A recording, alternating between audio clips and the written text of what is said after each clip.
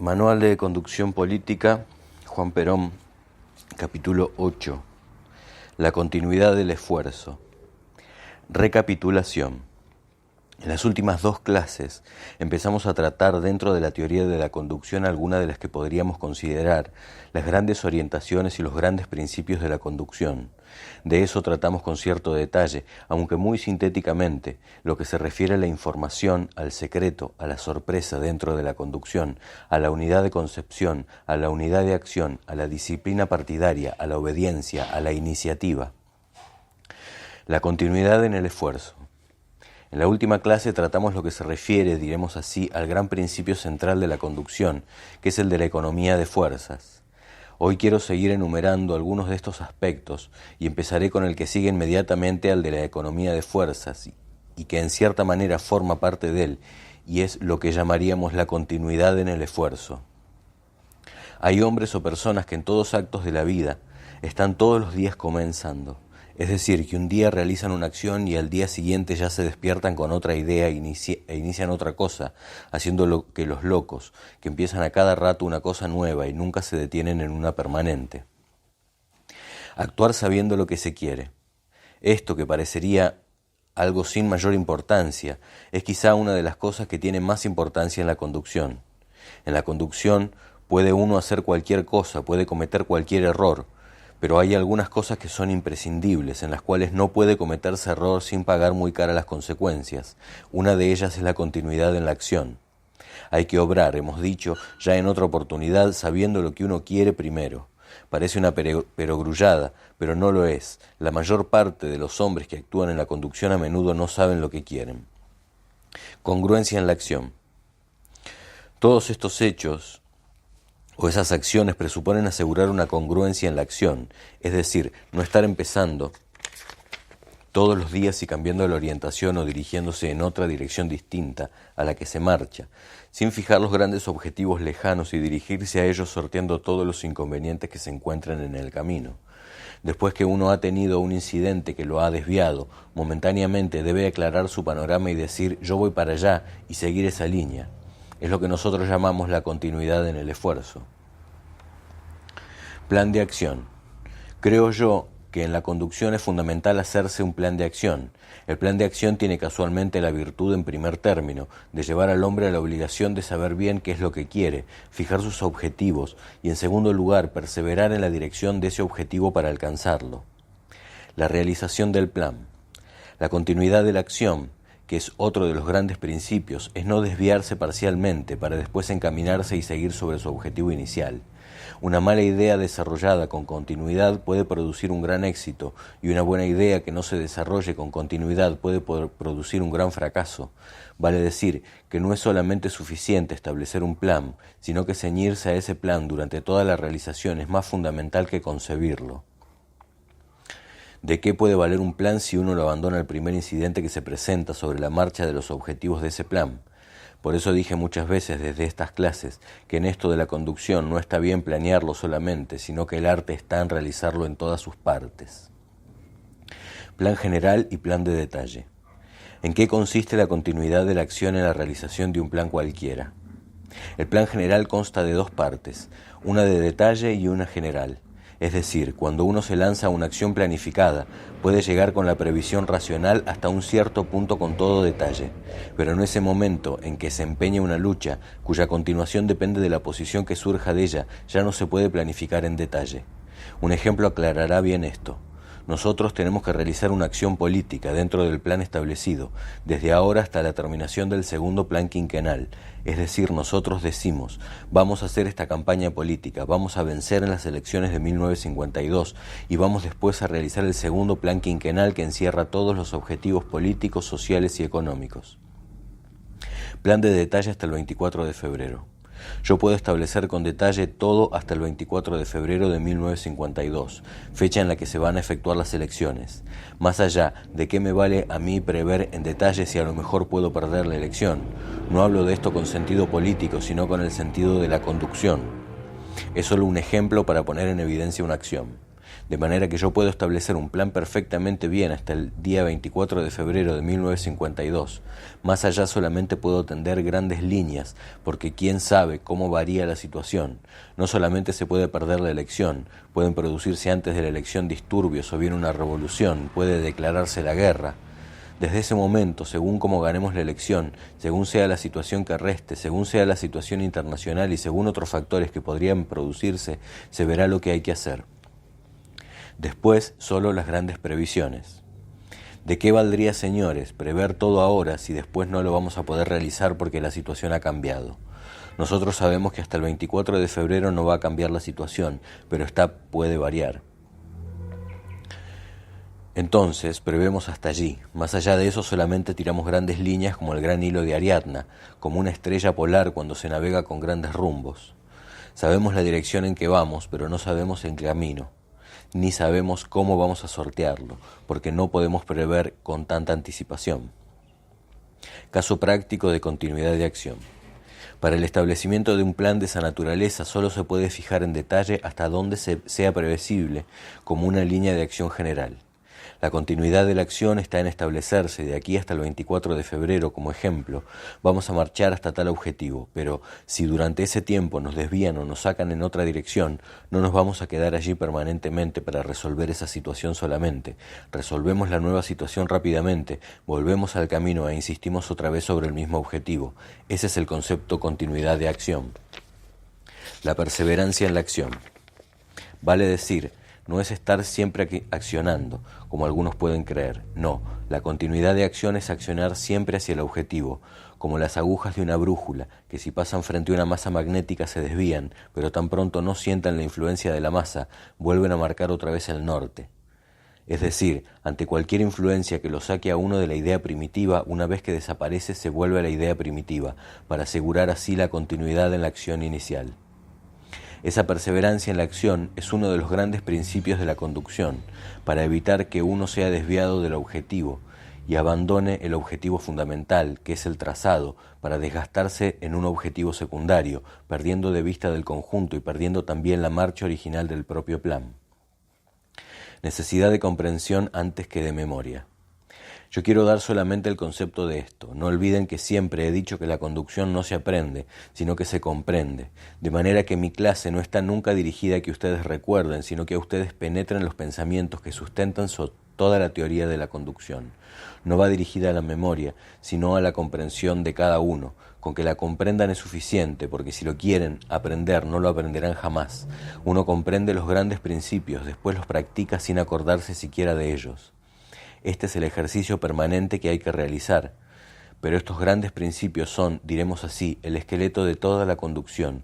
Quien posee el esqueleto puede ir formando lo demás durante el ejercicio, pero eso que sustenta toda la armazón, da la teoría de la conducción, es lo que cada uno necesita armar. Ya les digo, comprender, penetrar, cuanto más se comprenda, mejor será la aplicación de estos grandes principios. El plan hay que cumplirlo. Esta continuidad es en el esfuerzo, vale decir, la perseverancia en la acción racional, es decir, el cumplimiento de un plan que establece el camino entre la situación y el objetivo que hay que lograr, permite esa marcha entre la situación actual, que es el punto de partida, y el objetivo, que es el punto de llegada. En la marcha más o menos accidentada, según sean los hechos que se produzcan durante ella, la continuidad asegura que uno, partiendo del punto base o inicial del plan, puede alcanzar el objetivo en más o menos tiempo, en peores o en mejores condiciones, con más o menos lucha en el camino, pero llega, tarde o temprano, al objetivo que persigue. Eso es la continuidad en el esfuerzo, eso es lo que hay que trazarse como una cosa inviolable de la conducción. Sin eso no se va lejos nunca en la conducción. No hay que proceder como esos que hacen un plan y al día siguiente hacen otro y después otro. No, malo o bueno, el plan hay que cumplirlo. La obra de arte está en las realizaciones. Esa es la obra de arte, hemos dicho. La concepción es solamente una concepción. No hay obra de arte en las concepciones. La obra de arte está siempre en las realizaciones. Las artes no son, diremos, cuestiones de conceptos solamente, son cosas de acción, y en esto de la conducción lo más importante es accionar racionalmente con la concepción de todos los grandes principios, accionar siempre. Y cuando uno ya no tiene a quién recurrir para lo racional, accionar aunque sea irracionalmente con las fuerzas espirituales. Saberse jugar entero. Hablando de estas cosas, ha dicho uno de los más grandes conductores, por lo menos teóricos, Clausewitz, que cuando el hombre está desesperado y no tiene ninguna solución racional frente a sí, todavía le queda el último recurso de las fuerzas espirituales, y es saber morir gloriosamente. Ese es, sin duda alguna, el punto máximo de la conducción en ese sentido, es decir, saberse jugar todo a una carta y que sea después lo que Dios quiera. El hombre que está animado del sagrado fuego de la conducción muchas veces tendrá necesidad de recurrir a eso. Cuando la desesperación no lo deja otro camino, él toma una acción viril para saber cumplir el último principio. Dominio general y dominio local. En la conducción hay otras circunstancias. No sé si las podríamos llamar principios. Es el dominio que la conducción ejerce en los dos grandes aspectos en que la misma puede dividirse, o sea, el dominio general y permanente, que es una de las formas del dominio, y el dominio local y circunstancial, que es otra de sus formas. Conducción sin dominio es muy difícil de realizar. En primer lugar, hay que tener el dominio de la propia fuerza que uno maneja. ¿Cómo puede conducir un político si la gente no lo sigue? Si la gente lo tiene que llevar adelante empujándolo. No.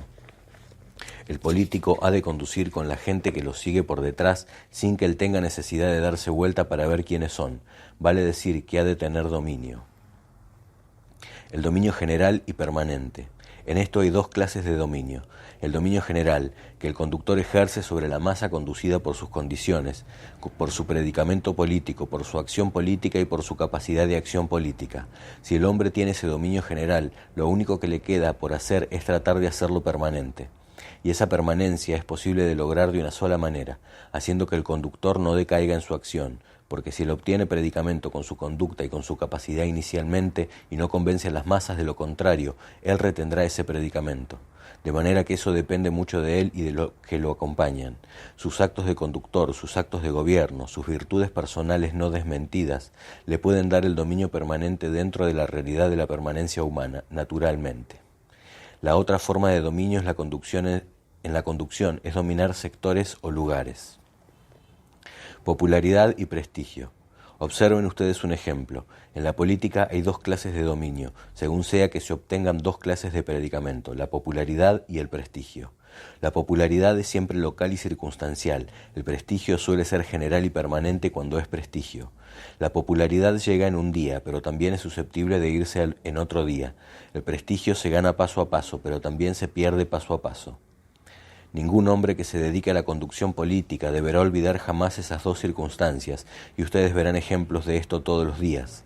La popularidad es la de los líderes deportivos y de las revoluciones. Popularidad de la revolución setembrina. Acuérdense, el 6 de septiembre la gente estaba toda en la Plaza de Mayo vitoreando la revolución, pero poco tiempo después estaba en la calle gritando en contra de la revolución. La popularidad de un día había caído al día siguiente. Prestigio de la revolución junia. Con nuestra revolución sucedió lo mismo hasta que nosotros fuimos a la Secretaría de Trabajo y Previsión y empezamos a acumular todos los días un poco de prestigio por nuestra acción, y ese prestigio lo hemos mantenido luchando, realizando y gobernando eficientemente. El prestigio peronista ante la inercia radical. Les diré que también eso se pierde despacito, por eso los radicales están empeñados en hacernos perder prestigio todos los días con sus actos y reuniones políticas. Pero no debemos temerles. Ellos realizan actos diariamente con gente regimentada que llevan en sus automóviles, cuyos números, los sabe cualquiera, son siempre los mismos. Nosotros celebramos anualmente dos actos, el 1 de mayo y el 17 de octubre. ¿Para qué más? Mientras nosotros no procedamos mal desde el gobierno, nuestro prestigio no se perderá por las conferencias políticas. En esto ocurre lo mismo que cuando uno saca la lotería, un día y el siguiente juega lo que ganó en las carreras, o cuando uno recibe una herencia, deja su trabajo, se va a pasear y al poco tiempo no le queda un centavo. En cambio, el que va ganando centavo por centavo, vendiendo naranjas, nadie le saca después la riqueza que acumula. Es necesario el prestigio para conducir.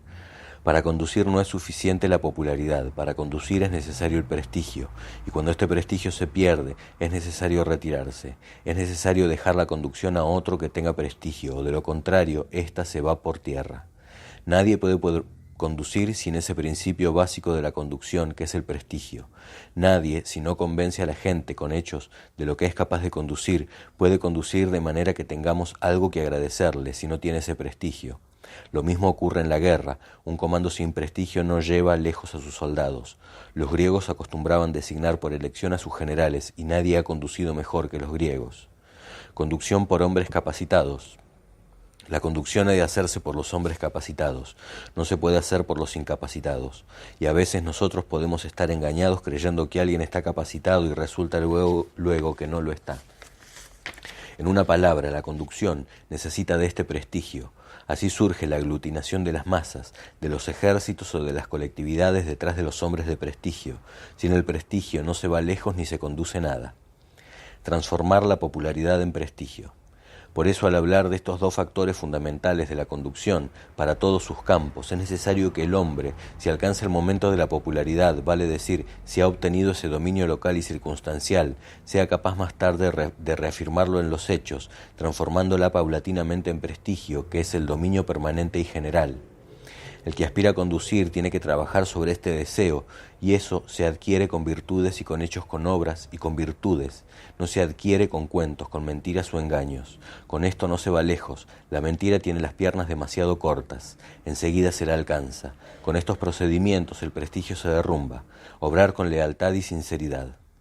De ahí que la política justicialista ha sostenido siempre el abandono de la antigua mentira política, para proceder siempre leal y sinceramente, que es la única forma que asegura el dominio en forma permanente. Uno debe obrar siempre con lealtad y con sinceridad. Aún los errores cometidos con lealtad son perdonables. Imperdonables son los cometidos con mala fe. Estos no los puede perdonar el pueblo ni ninguna persona de buena fe. Base de la doctrina peronista, la lealtad. Por esa razón, nuestra base o la base de nuestra doctrina afirma eso, que es necesario proceder con veracidad en todos los actos de peronistas y afirmar eso en la lealtad y en la sinceridad de la acción.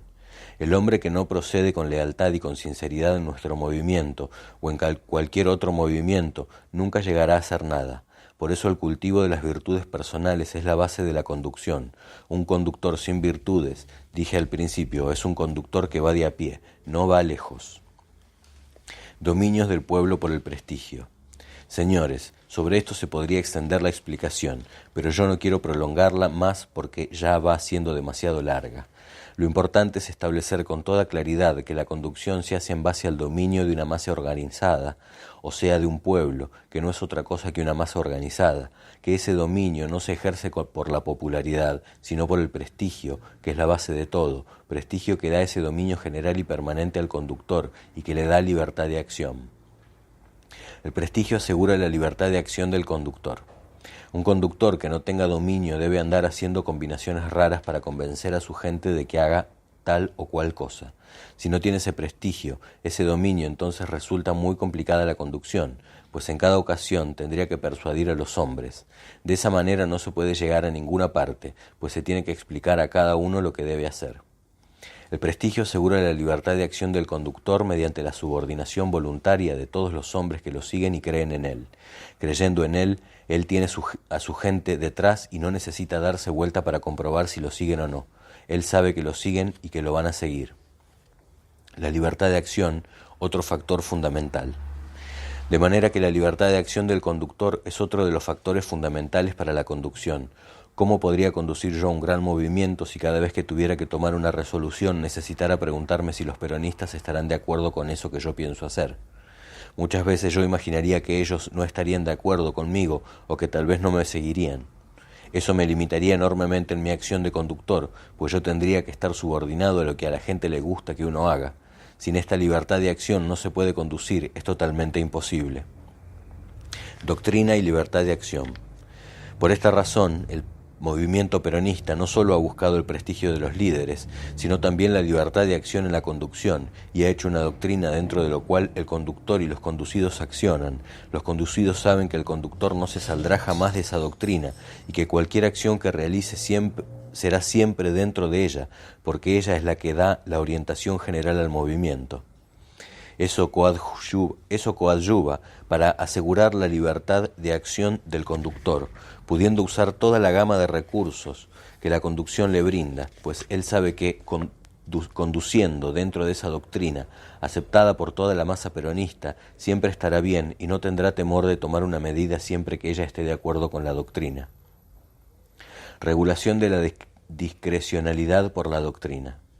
La libertad de acción es fundamentalmente necesaria en el conductor, que él sea libremente apoyado por todos los hombres que lo siguen, de acuerdo con la orientación doctrinaria. La libertad de acción es uno de los grandes principios y cada hombre puede tomar el curso prudente y sabio de que cada una de las ocasiones requiera, utilizando la gama de recursos que puede para siempre, pero siempre de acuerdo con la doctrina. Quitarle armas al conductor es empequeñecer su acción, darle todas las armas puede ser peligroso. Por esa razón se crea una doctrina, para no darle todas las armas incondicionalmente, sino las armas necesarias, es decir, lo que está dentro de la doctrina. De esa manera el conductor no puede ser un tirano ni un dictador, pero tiene en sus manos la fuerza requerida para accionar con la suficiente libertad para cumplir los fines que constituyen los objetivos fundamentales del movimiento. De esa manera, con la doctrina, hemos terminado con toda posibilidad de que existan tiranos dentro del movimiento, pero asegurando al mismo tiempo a los conductores la libertad de acción necesaria dentro del movimiento. Solo 3 países que poseen doctrina. Hemos dicho que para asegurar la libertad de acción es necesario contar con una doctrina. Observen ustedes que cuando nosotros decimos una doctrina, estamos fijando una acción ideal, no una acción solamente real. Yo analizo al mundo entero, y en él hay solamente, para mí, 3 países que tienen una doctrina y actúan dentro de una acción bien racional. Uno de ellos es Rusia, que mala o buena, sabe lo que quiere y tiene una doctrina a la cual se ciñe, es decir, tiene un ideal, al servicio del Estado, con tiranía, con dictadura, con violencia, pero tiene un ideal.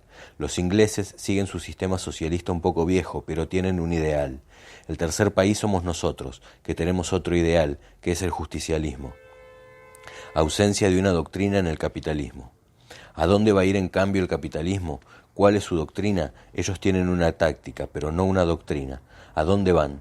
¿Cuáles son sus ideales? Amasar dinero, formar grandes compañías, gastar todo lo que acumulan dentro de ese círculo vicioso de su dinero y de su negocio, pero ¿cuál es su ideal? ¿Qué anhelan para el mundo? ¿Qué creen que debe ser el mundo? El capitalismo no posee una orientación definida. No puede ir muy lejos porque no tiene una orientación ni un ideal. Si mañana el mundo derrotado por ellos estuviera en sus manos, ¿qué rumbo le darían? ¿Lo harían como ellos? Ustedes pueden comprender que el adoctrinamiento es la base de todo. Si no hay una doctrina que fije un ideal, no se llega muy lejos. Si nosotros tuviéramos la humanidad en nuestras manos, sabríamos qué hacer con ella. Pero si el capitalismo tuviese a la humanidad en sus manos, le pasaría lo que le ocurre actualmente con el mundo, que lo tiene en sus manos, pero que no sabe qué hacer con él, menos sabría cuando se tratase de ideales. El adoctrinamiento es base de la conducción. El adoctrinamiento es la base de toda la conducción, porque para saber cómo hay que ir es necesario conocer a dónde vamos y para eso tenemos que seguir un ideal. De ahí que los capitalistas hayan dicho a menudo que el justicialismo es más peligroso que el comunismo. Para ellos sí, porque ellos no saben lo que quieren. Nosotros, en cambio, sabemos a dónde vamos, y si tuviéramos el mundo en nuestras manos, lo haríamos justicialista, sin someterlo a ningún imperio. La filosofía de la conducción.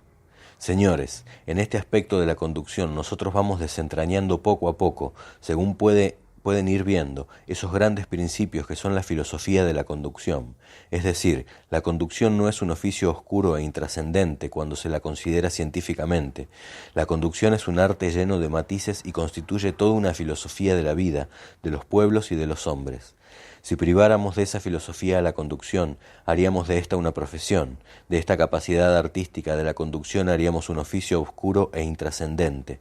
Pero nosotros estamos empeñados en una acción de alta conducción de masas o de pueblos, y no podemos empequeñecer esta función que es tan importante. Observen ustedes lo que ha pasado con nuestros pueblos, y cuál ha sido el índice más desfavorable para la conducción de pueblos como el nuestro. Pueblo nuevo, nacido con un empuje extraordinario después de su independencia y estancado cada vez en su marcha hasta llegar casi a una posición de inercia absoluta. Desorientación argentina antes del 4 de junio. ¿Qué es lo que le ha ocurrido a nuestro pueblo en el aspecto de la conducción? En primer lugar, sabíamos nosotros lo que queríamos. La mitad de los argentinos eran comunistas o socialistas, la otra mitad éramos de tendencia cristiana. Había también una pequeña parte que se conducía según el culto o el rito más que a su doctrina. Nuestros enemigos marxistas fueron haciendo olvidar a la humanidad cristiana su doctrina. Como era más fácil cumplir el rito que realizar la doctrina, todos nos fuimos por la línea de menor resistencia, abandonamos la doctrina y cumplíamos solamente el rito. Tanto es así que ahora hacemos el descubrimiento de que hoy en el mundo puede ponerse en ejecución la doctrina social cristiana que hace 2000 años estamos predicando. Además estaban los conservadores, ya conocemos cuál es su doctrina, engañar siempre para sacar algún beneficio material. Los políticos no tenían programas definidos.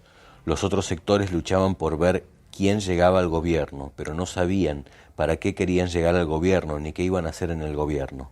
Cuando se les preguntaba cuál era su programa, ellos contestaban 4 o 5 paparruchadas secundarias e intrascendentes, o decían que iban a hacer cumplir las leyes de la nación, como si las leyes de la nación pudieran constituir una especie de tabú permanente para el Estado o la nación.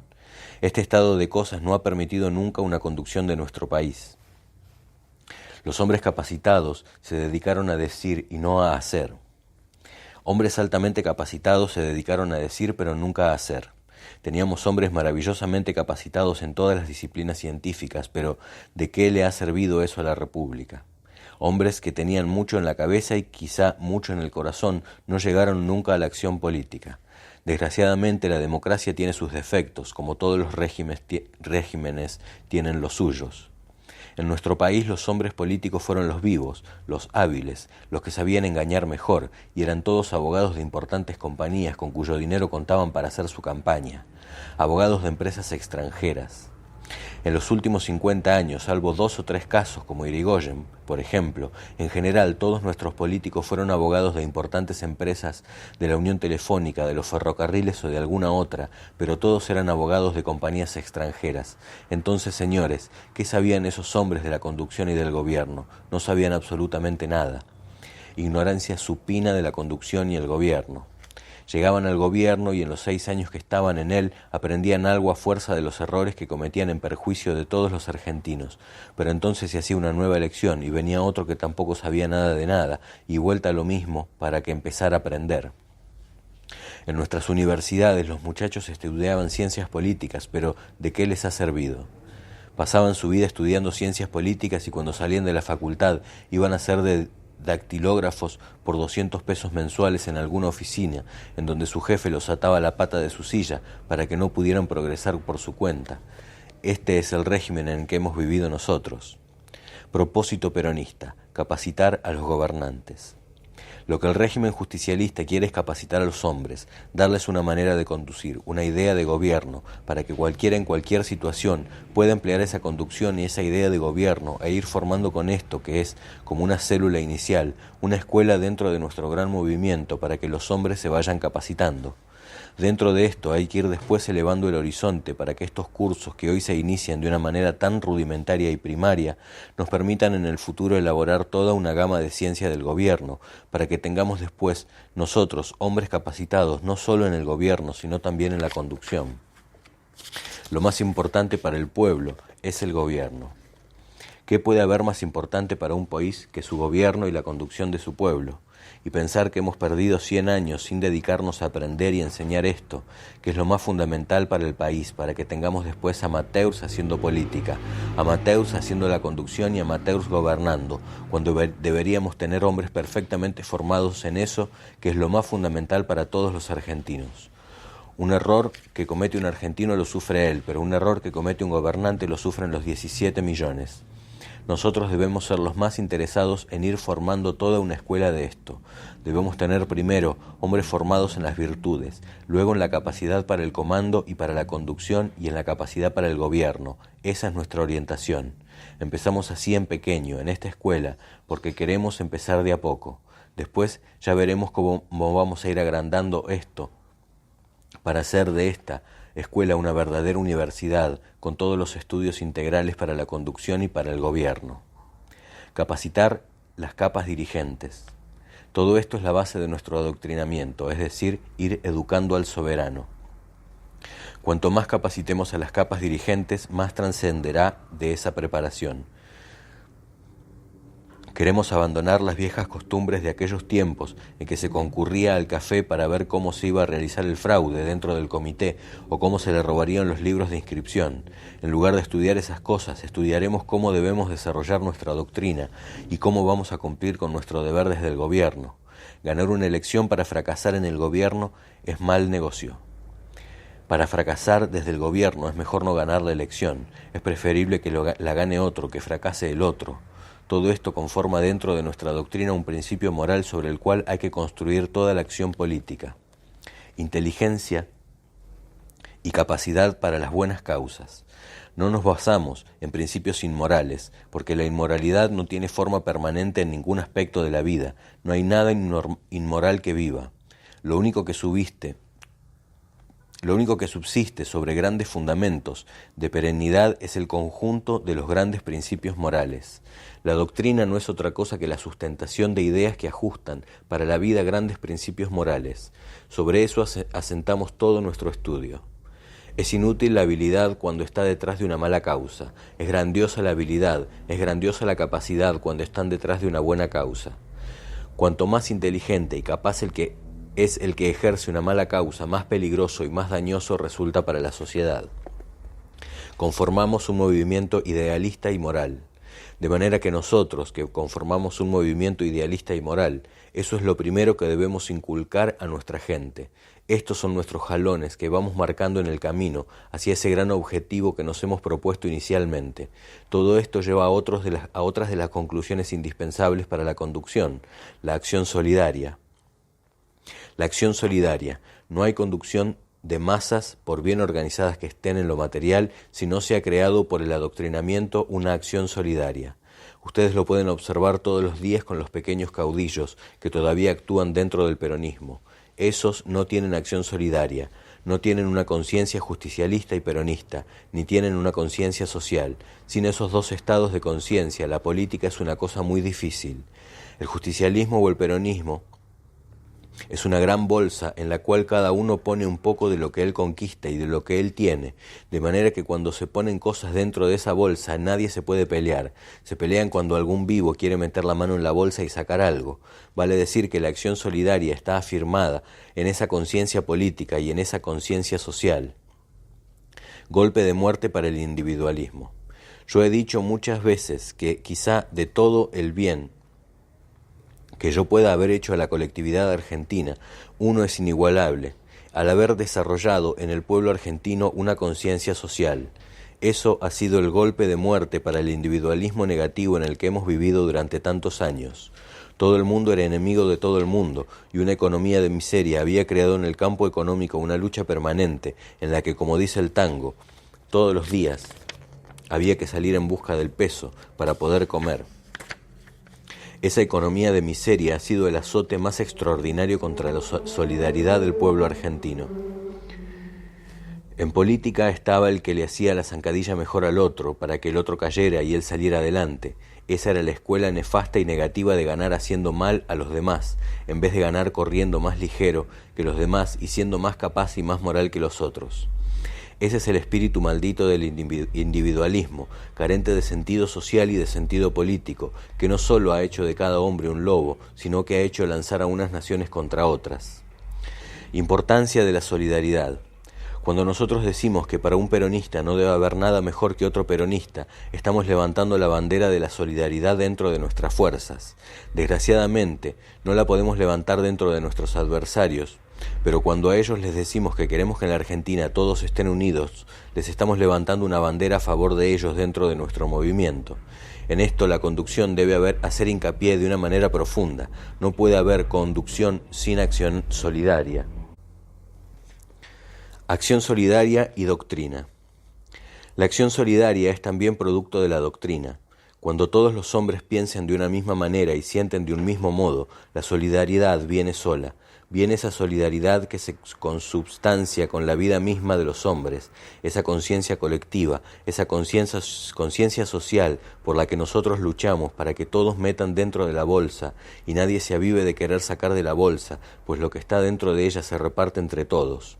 Cuando un peronista, aún en la acción política pequeña, quiere sacar ventaja para sí, está perjudicándose él mismo. Es tan ignorante y tan poco profundo que no se da cuenta de que el proceder así hace un gran mal al movimiento, y que si el movimiento fracasa, él va a ser uno de los fracasados, no un triunfador. Para que triunfemos cada uno de nosotros, tenemos que empezar por hacer que triunfemos todos en conjunto.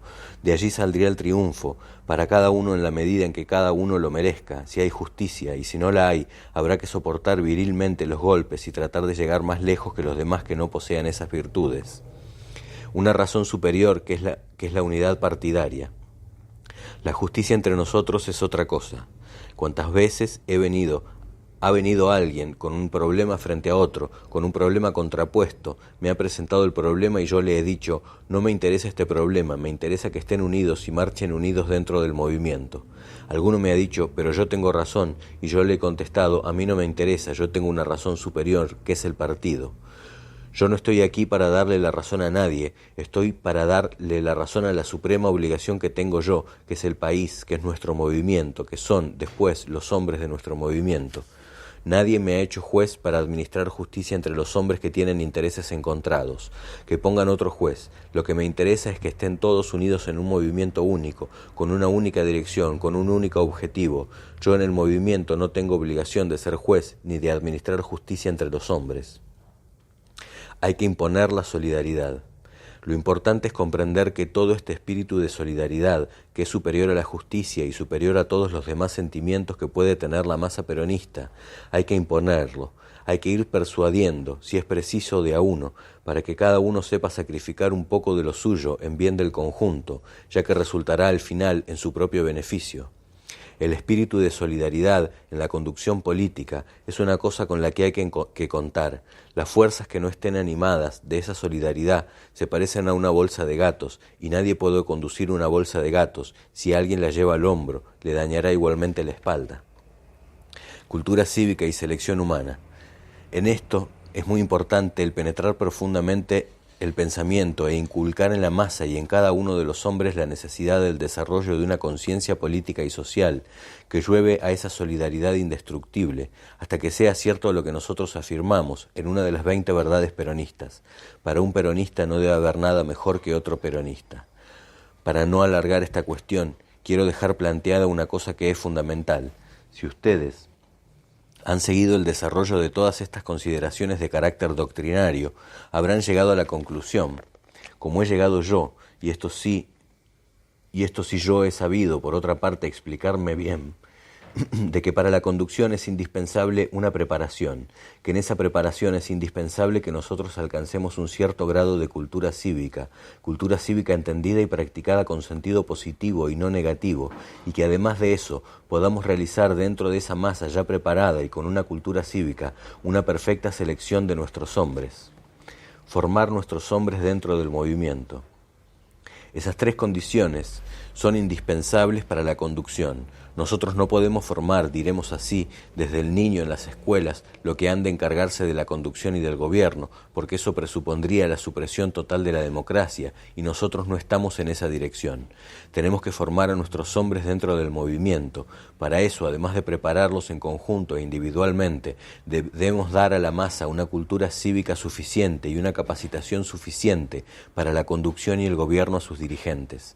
Debemos poder ejercer dentro de toda esa masa una perfecta selección de los hombres, porque la tarea del gobierno es cualitativa y allí hay que llevar lo más selecto que dentro del movimiento tengamos. Duraremos tanto como buenos sean los hombres que presenten la dirección de nuestro movimiento, si no, no duraremos mucho, porque vamos a desilusionar a nuestro pueblo y con razón. En la próxima clase vamos a tratar entonces todo lo que se refiere a esa preparación, a esa cultura cívica y a esa selección humana dentro de la conducción.